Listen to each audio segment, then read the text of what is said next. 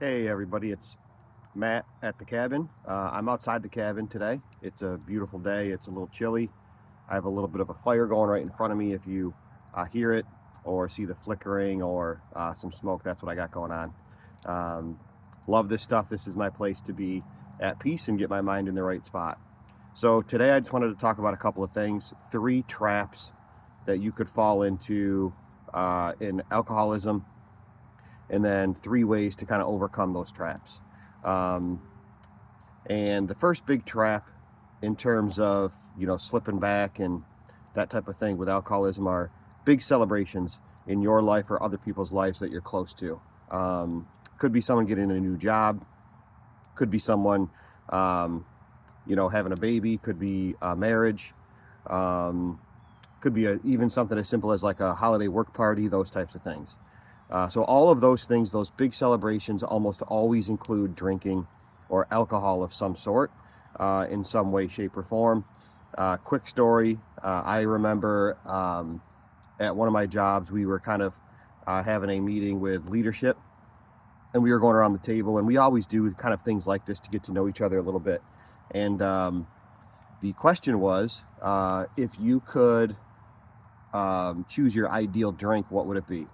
And I kid you not, there were 30 people around the table, and 28 of the 30 cited alcohol. I'm talking tequila, bourbon, Sam Adams beer, IPA, like whatever it was. Now, that was not the precursor. That was just what people went to. I talked about how I love coffee, good, dark, um, black coffee. That's what I talked about a little bit. And one other person talked about their love of hot tea. But it was just telling that, in workplaces in general, um, it's always there. It's just taken for granted that people will drink or will participate in things like that. Um, so that's just one of those things where, it's just a small example of that type of pressure in those situations to say, oh, my favorite drink is bourbon. But you don't have to. You can do what you want to do and be the person you want to be and be comfortable with that person. So number one, big celebrations. Number two, obviously the flip side of that, huge negative events in someone's life. So the celebration part of it is awesome and it can be beautiful, but just as equally tempting or can put people in situations that are not great would be things like a divorce. Your marriage fails for whatever reason, doesn't matter, and it's not working anymore. That is a huge life-changing event. Another could be that you lose your job, right? You are fired from your job, or they're downsizing, whatever the case may be, and you no longer are at that company, and you got to reset, and you're not really sure what you're going to do or how you're going to make ends meet. Um, Brings me to the third huge type of life-changing event in general is just going to be um,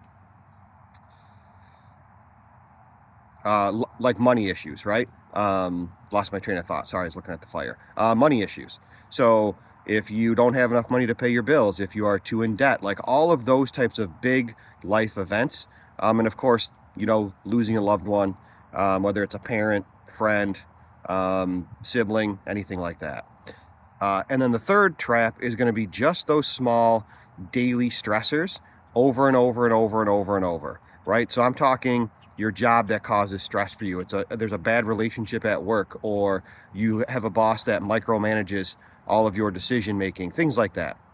So any of those 3 big things can tempt people to go back to what most people use alcohol for, either to celebrate and enhance the experience, or to deal with stress, or to try to hide really difficult situations.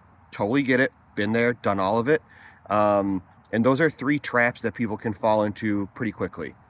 So let's talk about how to get out of those traps and not fall into those in the first place, right? So you have to, number one, recognize those things, recognize where you're at, understand kind of what's going on in your situation, and are you able to, number one, take a pause and say, this is not a good situation, or this is a great celebration, and I owe it to this person to be there, and I'm going to celebrate with them, but I need to know when to check out.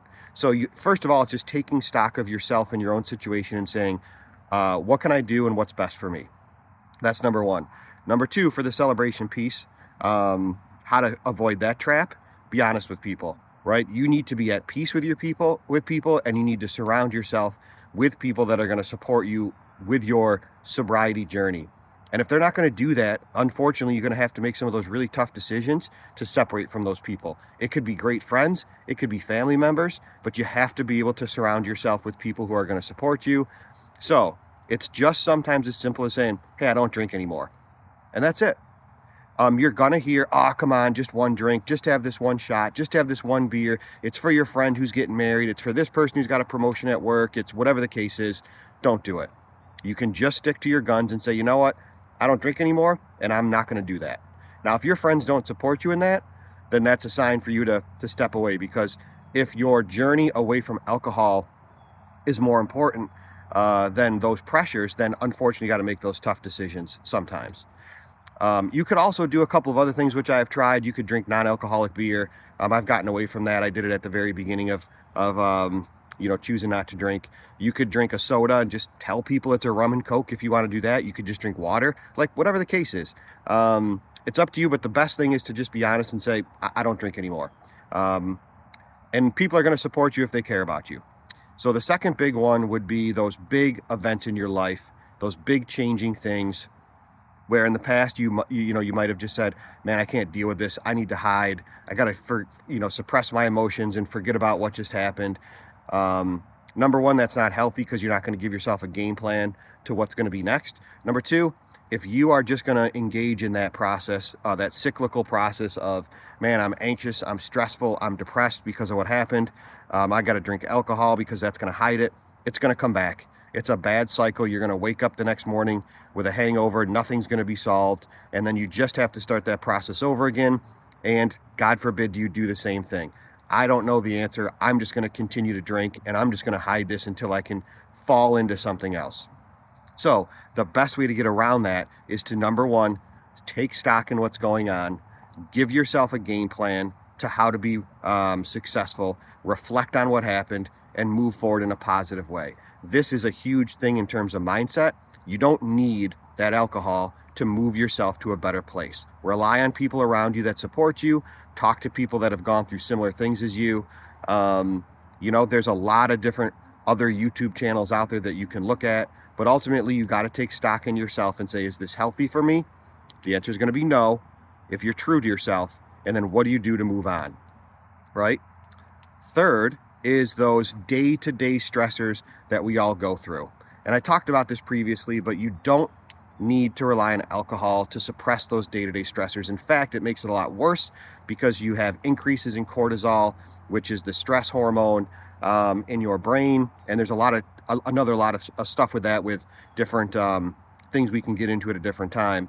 But you don't want to do that, right? It's not going to solve the issue for you. So those daily stressors, that's why I talk about the Solvitur Ambulando.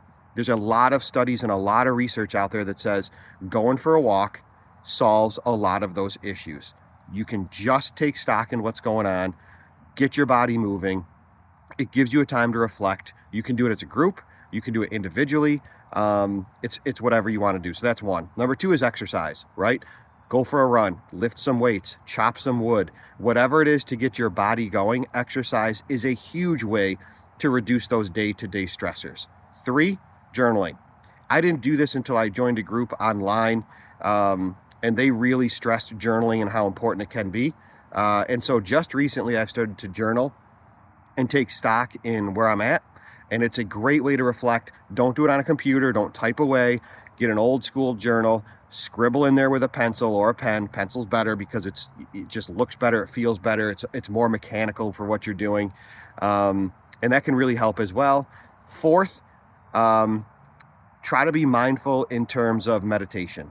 So if you're one who wants to meditate, there are a lot of different ways to do it out there. You can do it yourself. There's breathing techniques, breathing like the ocean, 5 seconds in, 5 seconds out, breathing like you are cooling off a cup of soup. There's a lot of things like that that can regulate your breathing. And when you do that, that helps your brain also regulate the amount of cortisol and stress in your body. So that's another great example. And then number 5, rest. Sleep is a huge function in what we do and how we do it. And if you get a lot of sleep, then you're going to be able to naturally deal with those day-to-day stressors. And last, number 6, and probably the most important, is talk to people about it. Use people in your life and reflect with people in your life. You're not the only one going through different situations and the day-to-day stressors of what's difficult at times. So talk to people, reflect with people, get it off your chest, and then move on. So those are 3 traps: the big celebrations with family and friends, the big life-changing events that can be awful and horrible, or the day-to-day stressors, as well as 3 different ways to avoid those traps of, routinely going back to alcohol to either celebrate things, to hide things, or to just deal with those day-to-day stressors. So I hope it helps. We're at the cabin. I'm enjoying a great fire, and I will talk soon. Bye for now, everybody.